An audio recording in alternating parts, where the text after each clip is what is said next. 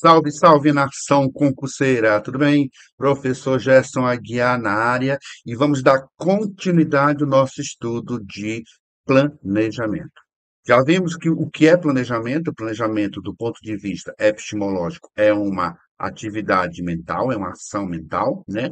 Já vimos que o plano é o produto do planejamento, é o resultado daquelas ideias mentais.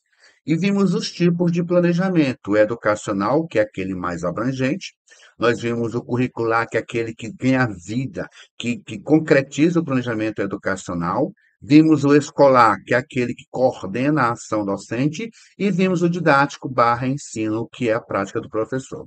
E é sobre esse planejamento que nós vamos trabalhar hoje. Tudo bem? Que o Todo-Poderoso nos acompanhe, que tenhamos uma boa aula. Vamos para cima. Bom, primeiro, o que é plano, né? Você viu que plano é a apresentação sistemática das decisões tomadas relativa ao que eu pretendo realizar, aquilo que eu quero organizar, né? Você viu isso? Então, tu tem que cristalizar isso aí. Por que que o planejamento didático de ensino, ele é dividido em pedaços e em planos? Porque o plano, ele nasce dessa necessidade mental de colocar a coisa no papel. Tudo bem? Quais são os tipos de planos que eu tenho? Nós, enquanto professores, nós temos o plano de curso. O que é esse plano de curso, professor? O plano de curso, meus amores, é aquele que a gente faz para o ano letivo. A literatura diz o seguinte: plano de curso é a previsão de um determinado conjunto de conhecimentos, atitudes e habilidades a ser alcançado por uma turma num certo período de tempo, ok? Eu sempre gosto de dizer que plano de curso é para o ano.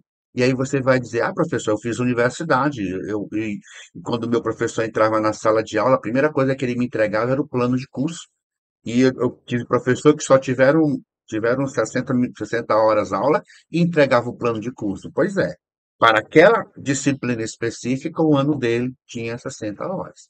Então, tu vai focar que o plano de curso, ele é para o ano letivo, para um determinado período letivo. Beleza? Aí tu tem o plano de unidade. O que é esse plano de unidade? Bom, eu tenho o plano de curso e do plano de curso eu vou tirar o plano de unidade. A literatura diz o seguinte: plano de unidade é uma especificação maior do plano de curso. Então eu vou retirar do plano de curso pedaços, né? Fragmentos para aquele determinada situação. Ele continua. Uma unidade de ensino é formada de assuntos interrelacionados às três etapas do plano de unidade, que são a apresentação, o desenvolvimento e a integração. Então fica fácil. Plano de curso é aquele que é feito para o ano, é o geral, vamos dizer assim. Professor, o que que tem dentro do plano de curso? Ó, no plano de curso você tem a justificativa, você tem os objetivos, você tem os objetivos gerais específicos, a metodologia, os currículos e os conteúdos, as disciplinas propriamente ditas. E você organiza isso. Depois de organizar o plano de curso, você vai tirar para os planos de unidade.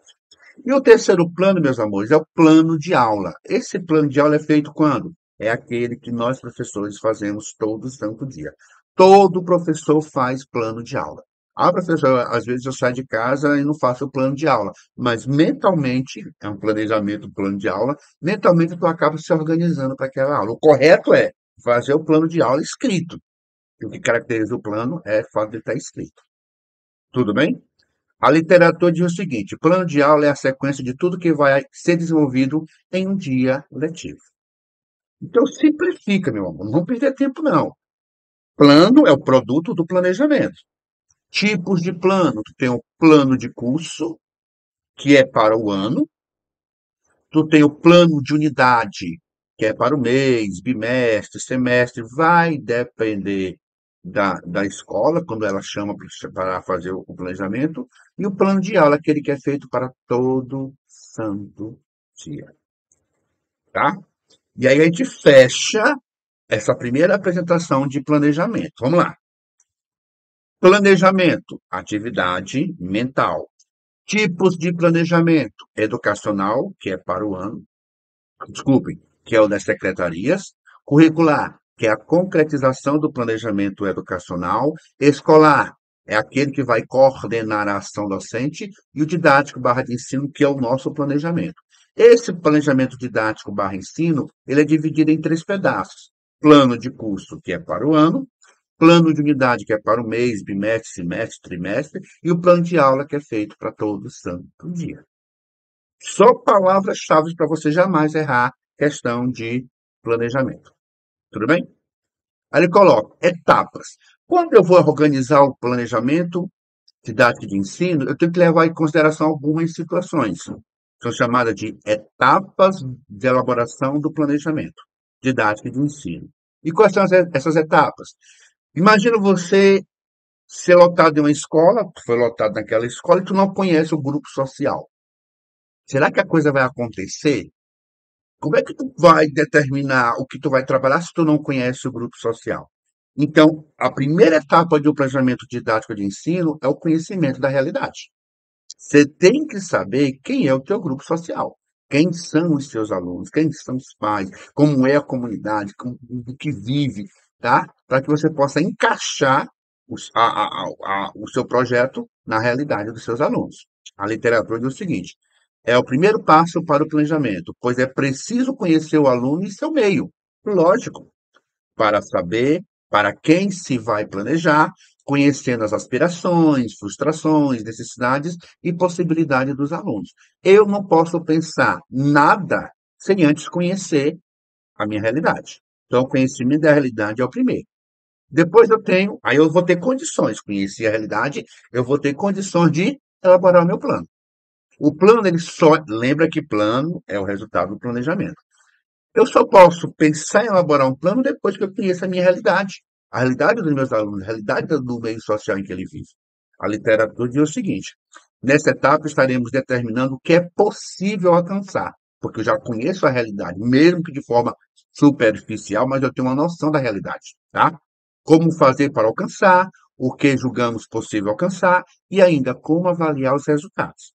Então, quebra-cabeça, tá? Conheci a realidade, aí eu vou elaborar o plano. Esse plano foi elaborado para quê? Para ser guardado? Não. Então, a terceira etapa seria a execução do plano. De posse da realidade do meu grupo social, eu elaborei meu plano e elaborei para que ele fosse colocado em prática. Vamos à literatura. Consiste no desenvolvimento das atividades previstas. O quê? Planejamento. Algumas vezes é necessário fazer alterações no planejamento devido às reações dos alunos ou mesmo devido às circunstâncias do ambiente. Mas isso é normal. Por que que isso é normal? Porque a principal característica do planejamento é a flexibilidade. Beleza? Então, que etapas eu tenho aqui para elaborar o meu planejamento? Conhecer a realidade, aí eu vou elaborar o plano, aí eu vou executar o plano. Gente, qual a coisa mais destacada dentro do campo educacional? Exatamente, a avaliação. Então, nós temos que fazer uma constante avaliação. E essa avaliação serve para quê? Para perceber se os meus objetivos foram alcançados e se eles não foram alcançados, o que é que eu preciso fazer para mudar, aperfeiçoar, reorganizar, reestruturar. Então, a quarta etapa é avaliação e aperfeiçoamento do plano. Nessa etapa, a avaliação toma um sentido diferente da avaliação de ensino-aprendizagem. Claro, aqui eu não estou avaliando o processo de ensino-aprendizagem, mas eu estou avaliando aquilo que eu quero alcançar com o meu aluno. Pois procura-se avaliar, além dos resultados do ensino-aprendizagem, avaliar a qualidade do plano, a eficiência como professor e a eficiência do sistema escolar. Para saber se, de fato, aquilo que eu elaborei, que eu organizei, está condizendo com aquilo que eu havia planejado. E se aquilo que eu planejei, de fato, é o que deveria ser planejado. Porque o professor tem que ter a autocrítica. Beleza? Então vamos cristalizar comigo. Vou elaborar o meu planejamento didático de ensino. O que é que eu tenho que levar em consideração? Conhecer a realidade, elaborar o plano, executar o plano, avaliar e aperfeiçoar o plano. Características do planejamento, tá? Dependendo da banca, tem bancas que gostam de passear por essas coisinhas que a gente acha que são pequenas, mas que são fundamentais. Então, quais são as características do planejamento? Coerência. Eu não posso como eu conheci a realidade, eu não posso pensar em conteúdos ou em situações que não contemplem a realidade, tá? E essa realidade ela tem que estar coerente com aquilo que eu estou planejando. Atividades planejadas devem manter perfeita coesão entre si, de modo que não se dispersem em distintas direções. De sua unidade, correlação, dependerá o alcance dos objetivos propostos. Então, tem que haver uma coerência daquilo que eu estou trabalhando para que eu possa, daquilo que eu planejei, para que eu possa, de fato, alcançar os meus objetivos. Coerência, sequência. Tudo que tu for fazer, mesmo que no primeiro momento pareça ser uma coisa sem noção para quem está participando, né? Você que elaborou, você sabe que aquilo ali é um pedaço de algo que vai ter uma continuidade, uma sequência lá na frente, tá? Então o aluno pode dizer, não faz sentido, deixa quieto que vai dar certo. E aí você acaba tendo essa sequência. Então tem que haver, além da coerência, essa sequência. Deve existir uma linha ininterrupta. Claro que com aperfeiçoamento, tá? Que integre gradualmente as distintas atividades, desde a primeira até a última, de modo que nada fique jogado ao acaso. Por mais que quem esteja participando ache que aquilo não faz sentido, que aquilo não tem noção, que aquilo parece uma coisa sem sentido, você que elaborou sabe que aquilo ali tem uma sequência e aquela sequência ela vai chegar ao teu propósito, que é o processo de ensino-aprendizagem do teu aluno, tá? Flexibilidade aí é a palavra-chave para a elaboração, para o planejamento, de uma certa forma, tá? Permite a inserção sobre a marcha de temas ocasionais, subtemas não previstos e questões que enriquecem os conteúdos para desenvolver, bem como permite alteração de acordo com as necessidades ou interesses dos alunos. Eu elaborei isso, mas aconteceu uma situação na comunidade, na escola, na própria sala de aula, que acabou se tornando mais importante do que aquilo que eu elaborei. Ah, mas eu tenho que seguir o programa à risca. Não, não. O principal, ou eu trabalhei aquela situação, aquele conteúdo, aquela dinâmica, mas ela não surtiu o efeito desejado. O que é que eu tenho que fazer? Refazê-lo utilizando a flexibilidade. O planejamento, gente, é apenas uma direção, mas essa direção ela pode ter sim percalços que cabe você com a sua habilidade refazê-lo sem nenhum problema. Não é vergonha nenhum você refazer um caminho. O que é vergonhoso é você ver que a coisa está errada e simplesmente deixar de mão, tá? Precisão e objetividade. Gente, tem que ser direto, rápido, é como eu gosto de trabalhar. Bem objetivo. Não vamos ficar sendo prolífico, viajando na maionese, blá, blá, blá. Não gosto, né? E na elaboração, nas características do planejamento tem isso, tá? Os enunciados devem ser claros, precisos, objetivos e sinteticamente impecáveis. Claro que pode haver erros ou não, mas em linhas gerais não, tá? As indicações não podem ser objeto de dupla interpretação, sugestões devem ser inequívocas. Então tem que ter essa direção. Eu quero isso. Eu quero. Não, eu quero isso. Meu objetivo é esse, meu propósito é esse, minha definição é essa. Tudo bem? Tá? Então, quando você vai fazer a elaboração de um planejamento, tu tem que levar em consideração o quê? Coerência, a sequência, a flexibilidade, a precisão e a objetividade. Tá bom? Bom, e quais são que critérios devem ser utilizados para se elaborar esse planejamento? Validade. Aquilo que eu estou trabalhando, gente, tem que ter validade. Tem que ser significativo, tá? Tem que ter validade. Imagina você trabalhar um conteúdo que não faz sentido para o aluno, que não tenha validade para aquele aluno, que não seja significativo para aquele aluno. Aquilo ali vai cair na monotonia, no esquecimento, não vai ser uma coisa proveitosa para o seu aluno. Deve haver uma relação clara e nítida entre os objetivos a serem atingidos com o ensino e os conteúdos trabalhados. Tá? Então tem que haver uma ligação para que a coisa de fato seja aconteça. Mais ou menos assim. Tu planejou que o teu aluno compreendesse ao final do período, ao final de uma unidade, os domínios da adição, por exemplo, tá? Da adição, por exemplo. E aí tu colocou isso no teu no teu planejamento e passou, né? Passou. E aí ocorreu outras situações, desculpa a gagueira, tá? Ocorreu outras situações, daquele negócio todo. Os meninos já estão fazendo, estão trabalhando com divisão. Aí tu vai pegar esse tema e trabalhar. Não faz sentido, tá bom? Isso quer dizer que os conteúdos devem estar adequados e vinculados aos objetivos estabelecidos para o processo de ensino-aprendizagem. Isso é lógico, tá bom? Em segundo lugar, os conteúdos são válidos quando há uma atualização dos conhecimentos do ponto de vista científico. Assim, o educador precisa fazer ajustes na sua programação, incorporando os conhecimentos mais atualizados da ciência. Vamos pegar isso como referência, por exemplo, a história. Eu tenho 50 anos, eu vou dizer assim, meu professor de história diz assim, em 1500 o Brasil foi descoberto por Pedro Álvares Cabral. Isso tem validade? A gente sabe que não houve uma descoberta, a gente já sabe que houve um- um- uma tomada de posse depois do acordo do Tratado de Tordesilhas entre Espanha, Portugal e a Igreja, né? Então, tem que ter essa validade para que, de fato, você alcance o seu objetivo. Utilidade. O critério de utilidade está presente quando há possibilidade de aplicar conhecimento adquirido em situações novas. Observa que a utilidade e a validade, elas andam juntas. Por quê? Como é que eu vou trabalhar um conteúdo? Vamos lá, eu vou trabalhar, pegar um exemplo assim bem doido. Vamos ter aula de datilografia. Faz sentido? No mundo que a gente vive hoje? Não faz. Então, utilidade e validade, elas estão bem coladas, tá?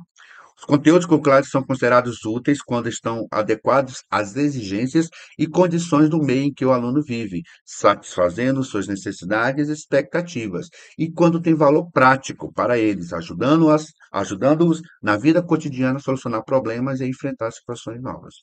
Tá? Outro critério, significação. Significativos. Um conteúdo será significativo e interessante para o aluno quando estiver relacionado às experiências por eles vivenciadas. Se você prestar atenção, utilização, validade, significação é um ciclo, ok? Então você tem que tomar muito cuidado para separar um do outro.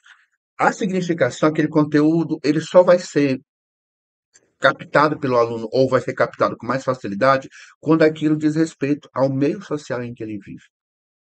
Então não adianta você falar de coisas, mas está no programa. Não. Tem que ter essa condição da flexibilidade. Como ele colocou, né? Tem que pegar a realidade junto com as novas mudanças e criar uma significação. Para quê? Para que esse aluno, aquele conteúdo, ele não caia no vazio, não caia no esquecimento, não seja pérolas jogadas fora. Tá? Tem que estar dentro do contexto do aluno para que o aluno, de fato, tenha esse interesse por aquilo.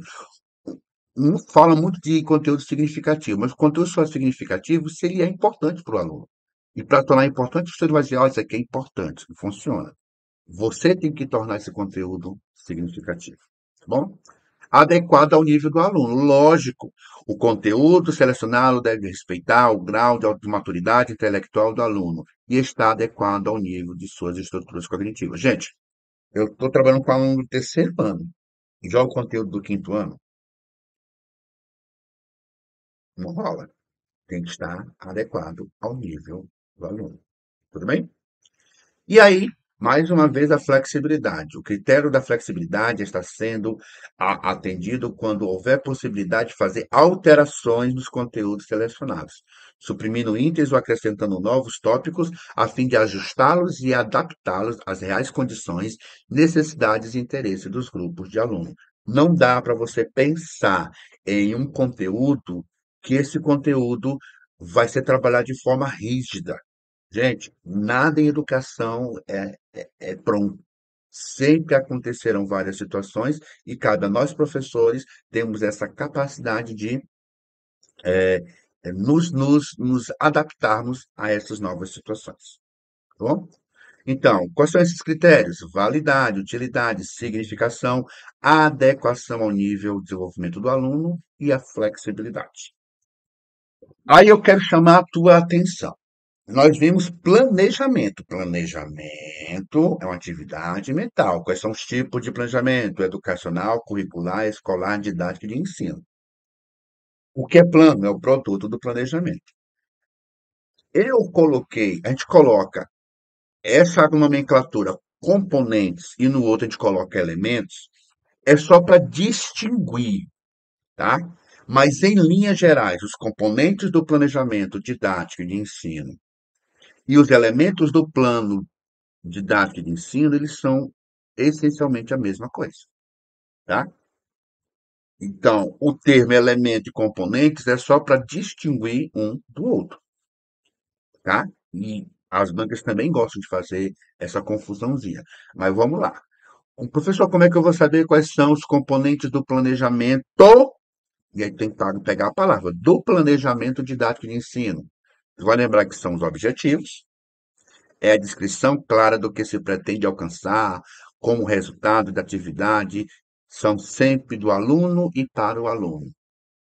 Conteúdos, refere-se à organização do conhecimento em si, com base nas próprias regras, além de abranger as experiências educativas do campo do conhecimento, devidamente selecionados e organizados pela escola. Procedimento de ensino, procedimentos metodológicos, tanto faz. São ações, processos ou comportamentos planejados pelo professor para colocar o aluno em contato direto com as coisas, com aquilo que eu quero trabalhar. Os procedimentos de ensino, os procedimentos didáticos de ensino têm essa função, despertar esse interesse do aluno, tá? Fatos ou fenômenos que ele possibilite modificar sua conduta em função dos objetivos previstos. Recursos. Os recursos, eu tenho uma ideia, essa ideia ela vai funcionar desse jeito, e para que ela funcione eu vou precisar de recursos. Lembre que os recursos eles tanto são humanos quanto são materiais, tá, gente? São os componentes do ambiente da aprendizagem, que dão origem à estimulação para o aluno e classificam-se em dois tipos, recursos humanos e recursos materiais. A avaliação, sempre tem que haver, tá? É o processo pelo qual se determina o grau e a qualidade de resultados alcançados. Em relação aos objetivos propostos, sempre considerando o contexto no qual o trabalho e a aprendizagem foi desenvolvido. Então, quando eu inicio lá com o objetivo, eu tenho que ver se de fato aquele objetivo ele foi alcançado. E como é que eu vou saber fazer isso? Através da avaliação. Esses são os componentes do planejamento de ensino. E aí você vai lembrar que planejamento de ensino e plano do planejamento de ensino são irmãos, tá? Então a gente faz essa separação para que você, professor, e as bancas cobram, tá? Cobram sim, tá? Então, componentes do planejamento de ensino. Quem são eles? Objetivos, conteúdos, procedimentos de ensino, recursos de ensino e avaliação. E aí nós temos elementos do plano do planejamento de ensino. De novo, a nomenclatura, componentes e elementos podem vir diferentes, mas eu quero que tu lembre que um é do planejamento e o outro é do plano. Mas ambos do planejamento de ensino. Tá bom? E quais são esses elementos? Nós temos a identificação, coisa que eu não tenho nos componentes do plano. Desculpe, nos componentes do planejamento. E o que é essa identificação? É o espaço da apresentação, no qual se identifica a escola, o nome, o professor, a área do conhecimento, o período da carga horária, quantos minutos serão dedicados à aula, enfim, é a parte de introdução desse teu plano. Aí nós temos os objetivos, assim como nós temos nos componentes, objetivos a serem alcançados com as aulas que serão ministradas. Nós temos os conteúdos, são os meios pelos quais se espera alcançar os objetivos, atividades propostas, explicitadas e explicadas em relação aos sentidos que estarem sendo utilizadas, em adequação ao nível de escolaridade dos alunos, lógico e evidente. Lembre que são dos critérios da elaboração do plano. Procedimentos metodológicos é nessa seção que se apresenta a lógica estabelecida, a sequência didática, em que os conteúdos serão trabalhados, considerando que toda aula tem abertura, desenvolvimento e encerramento. Recursos, os recursos didáticos devem ser previstos, pois são eles que impõem o desafio e facilitam o processo de apropriação. Lógico, a metodologia é o mecanismo. O recurso é a utilização desse mecanismo na prática, de um saber que se quer compartilhar na aula, ou competência de ordem física, cognitiva, ética, estética, que se quer desenvolver. Tem que ter avaliação. A forma de avaliar dependerá dos quais objetivos forem estipulados pelo professor, para serem alcançados no ensino-aprendizagem que deve fazer sentido dentro da proposta pedagógica em que a aula foi projetada. E aí nós temos o outro elemento que é a referência, que são os autores, que fornecem os conteúdos teóricos para o desenvolvimento da aula, livros, periódicos, CDs, ROMs, sites, etc. As referências devem ser formatadas conforme as normas da ABNT, tá? Então, eles podem chamar os componentes de elementos e elementos de componentes? Pode. O que você não pode é confundir vamos chamar, os componentes do planejamento didático de ensino com os elementos do plano do planejamento didático de ensino. Essa é a grande diferença, tá? Porque um é o planejamento propriamente dito, e lembre que o planejamento didático de ensino é dividido em quantos pedaços? Três: plano de curso, plano de unidade e plano de aula. Tudo bem? E dentro dessa organização eu tenho os elementos que eles podem chamar de componentes sem problema nenhum, mas tu tem que lembrar que um é planejamento didático de ensino e outro é o plano do planejamento didático de ensino. E quais são esses elementos? Identificação, objetivos, conteúdos, procedimentos metodológicos, recursos, avaliação e referências. Como eu disse para vocês, eu prefiro aulas menores para que não fique aquela coisa enfadonha. Vamos já já fazer um simulado básico, tá? Para colocar em prática isso que a gente viu agora há pouco, tá bom? Então vamos lá, queridos. Vamos colocar em prática o que a gente viu até agora de planejamento. Vimos o planejamento como sendo uma atividade mental, vimos que o produto do planejamento é o plano, vimos os tipos de planejamento educacional, curricular, escolar, didático e do ensino, e nesse bloco nós estamos focando essencialmente no planejamento didático barra ensino, né? E vimos que esse planejamento é dividido em três pedaços: plano de curso, plano de unidade, plano de aula. Ele tem etapas a serem cumpridas, ele tem critérios e características, né? E ele tem a sua organização. E é isso que nós vamos ver nesse simulado agora, tá bom? Vamos lá. No CEP 2014. Na esfera da educação e do ensino, existem vários níveis de planejamento, que variam em abrangência e complexidade. Assim, são tipos de planejamento didático ou de ensino. Observe que a própria banca, ela traz essa situação, né? Planejamento didático ou de ensino. Não é planejamento didático ou de ensino, é planejamento didático barra ensino, tá bom? Não é planejamento didático ou ensino, não existe isso, ok? Então ele está querendo que você encontre o planejamento didático barra ensino. Seria ele o planejamento educacional, planejamento curricular e planejamento de curso. Planejamento educacional é um dos tipos de planejamento mais abrangente.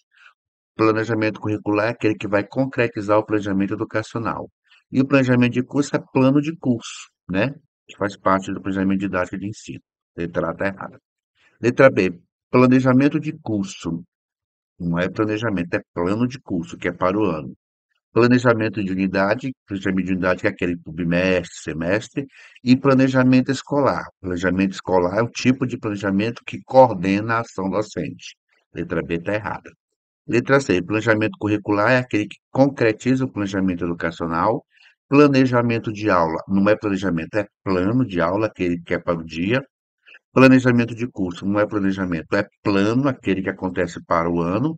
E o planejamento escolar é um tipo de planejamento. Misturou, fiquem atentos, tá? Letra D. Planejamento de curso, planejamento de unidade e planejamento de aula. A banca, ela trouxe a expressão planejamento com o intuito basicamente de te confundir, tá certo? Se tu trocar planejamento de curso por plano de curso, planejamento de unidade por plano de unidade, planejamento de aula por plano de aula, aí tu vai encontrar o gabarito, que é a letra D. Professor, mas ele pode fazer isso? Pode. Importante que você saiba que curso, unidade e aula são planos do planejamento didático de ensino. Tudo bem? E a letra E, planejamento educacional é um tipo de planejamento de aula é plano de aula e planejamento escolar é um tipo de planejamento. Você tendo essa definição, você não erra, não. Por mais que a banca queira brincar contigo, tá bom? Vamos para o 2. O planejamento é definido por muitos educadores como uma atividade importante, lógico, e necessária também, pois entendem que este é um processo de conhecer a realidade sobre a qual se vai atuar.